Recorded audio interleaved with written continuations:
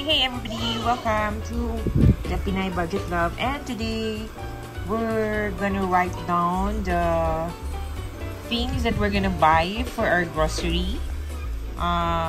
So I'm also putting down the amount which I think is appropriate or closer to what I would like to budget for each of the item. Like for here, for the meat, so we're planning to buy a chicken meat, pork and beef.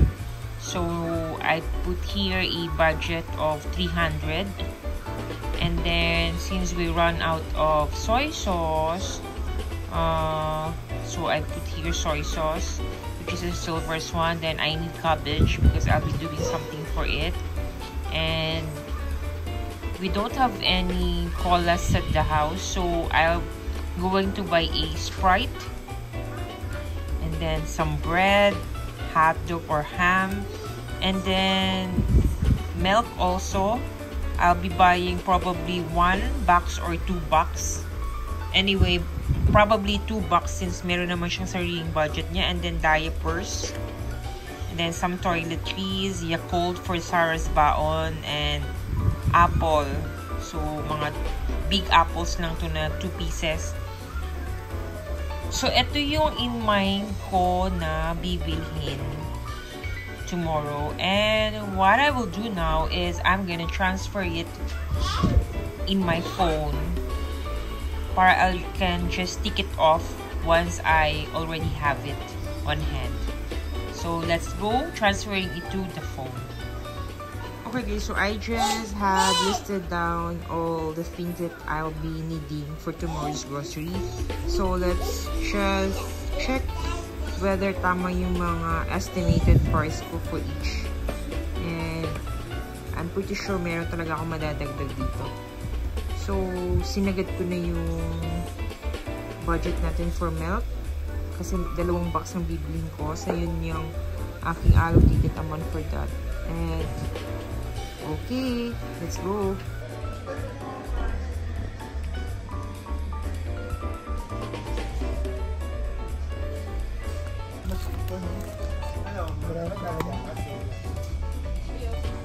Sige na, kuha na ng duha nila. Okay, huwag lang ito nila. May mga promo man na sila. Sige, tayo nila wala. Ito ba sila sa pita? Ano eh?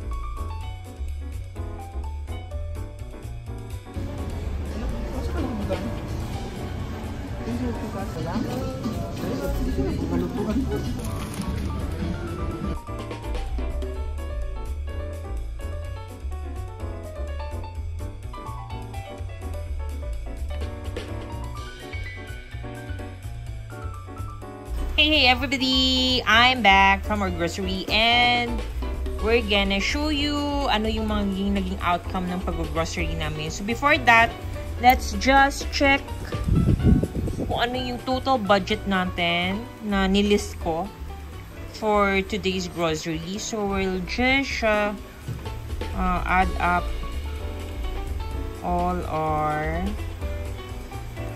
So that's the meat, 300 ang budget ko dyan.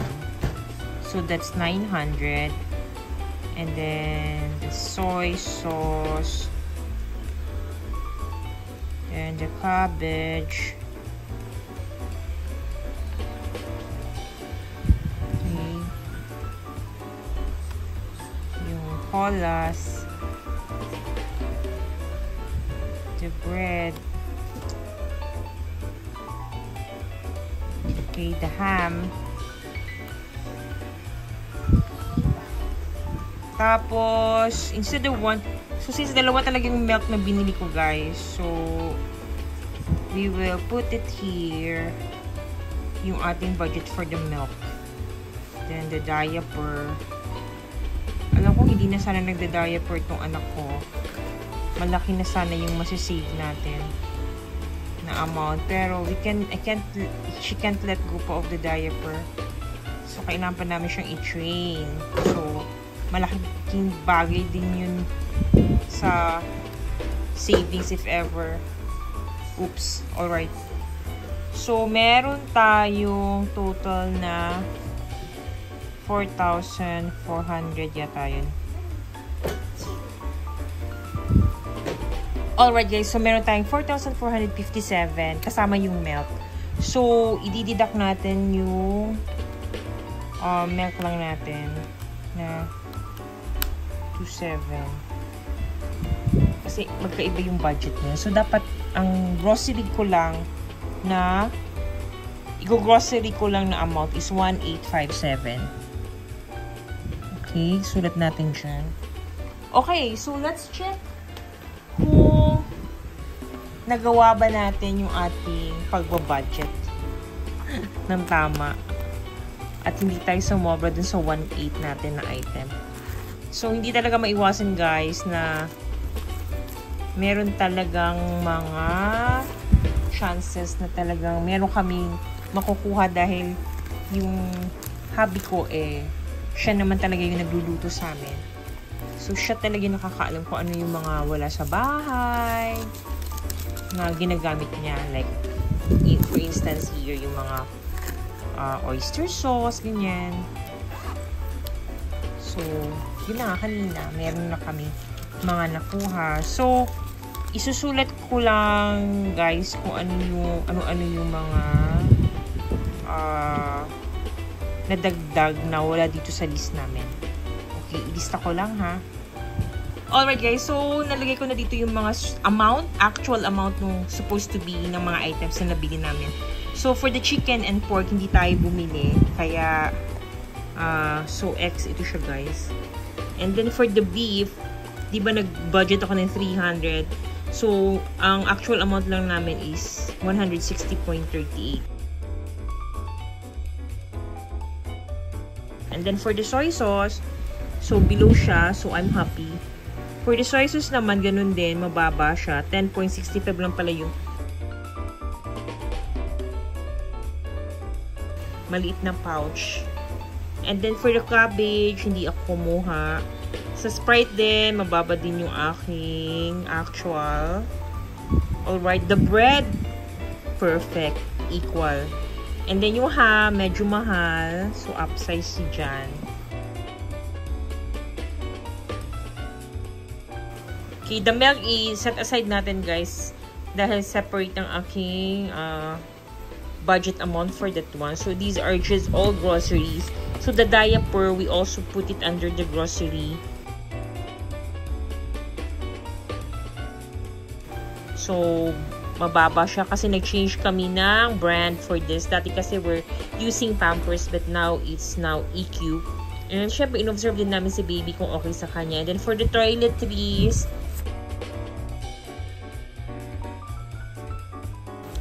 okay din, mababa ang aking toiletries. Yakult, pasok, mababa rin yung ating app. And of course, yun na nga sabi ko kanina, hindi talaga maiwasang meron kang mga makuha na kailangan pala ni Mister sa bahay. At kailangan din namin yung iba. Like for example here, kumuha kami ng oyster sauce, meron kaming Colgate kasi wala na isa na lang yung natira sa bahay. So ito kasi, marami na to siya. Like parang 3 siya. 3 siya sa isang set. 3 in a set to siya. So yan palang, naka-avail ka na ng discount for that one. And then, nagkuha ako ng pizza sauce for snacking just in case. Eden single na cheese. So, konti lang kinuha ko. Tapos, bumili kami ng salt, chili sauce. Kumuha rin ako sesame seeds kasi I need that one pag gumagawa ako ng sushi. And then, sa sabon, wala na rin pala kaming pangligong sabon. So, ito din siya. Nakaset din to siya. Parang 3 na set din siya. So, ito yung total ko for the grocery, 1,698. So, ang budget ko kanina is nasa 1,857. So, happy naman ako sa naging outcome. Kasi maliit lang ang aking actual amount sa supposed to be na budget ko. Alright. So, ganyan lang guys. Ganyan lang mag-budget ng grocery list.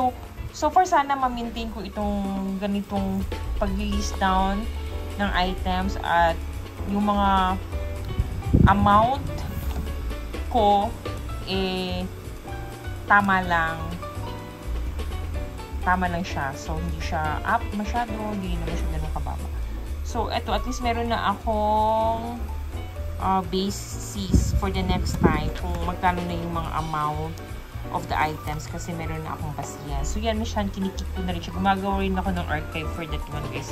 Yung mga amount ng mga items para in case mag-list down ulit ako sa susunod. So, alam ko na kung ano yung amount nila tsaka ano yung item na yun. Alright, so yun lang ang aking ginagawa grocery list. So, may budget pa rin, may expenses. So, hopefully meron kayong natutunan for this vlog. So, until next time, bye-bye everybody!